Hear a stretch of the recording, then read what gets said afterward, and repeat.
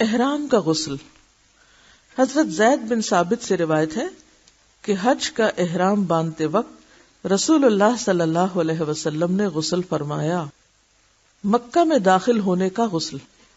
اب یہ غسل دو الگ الگ ہیں.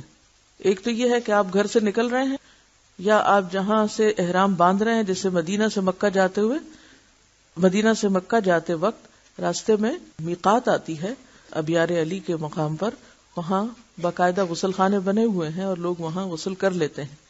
لیکن اگر آپ گھر سے بھی اس نیت سے کر کے نکلیں تو بھی درست ہے، کیونکہ بعض اوقات پبلک ٹوائلٹس میں موقع نہیں بھی ملتا وہاں. یا یہاں سے جب ہم جاتے ہیں پاکستان سے تو احرام کہاں باندھتے ہیں؟ جہاز میں.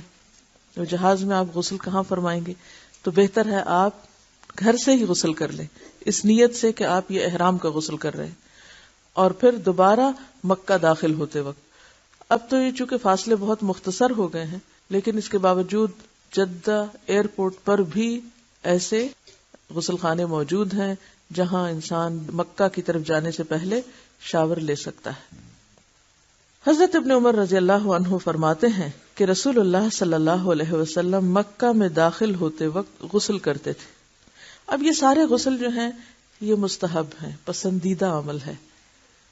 احرام پہنتے وقت اور مکہ میں داخل ہوتے وقت غسل ایسے ہی ہے جیسے نماز سے پہلے کوئی وضو کر کے نماز کی تیاری کر رہا ہو. وضو تو خیر فرائض میں سے ہے، لیکن یہ بھی چونکہ اللہ کے گھر جا رہا ہوتا ہے انسان، تو صاف ستھرا ہو کے جائے، تیار ہو کر جائے، باقاعدہ اس کے اندر ایک فیلنگ ہو کہ وہ اللہ کے گھر داخل ہو رہا ہے، ایک اللہ سے ملاقات کا ذریعہ ہے.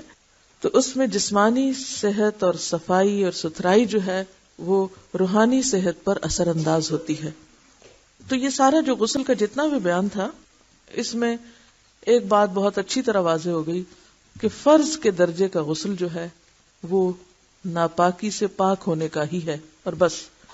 باقی جو غسل ہیں وہ مستحب میں ہے، مستحبات میں سے ہیں، جن میں سے سب سے اہم غسل جمعے کا غسل ہے، جس کو بعض علماء واجب کے درجے پر رکھتے ہیں.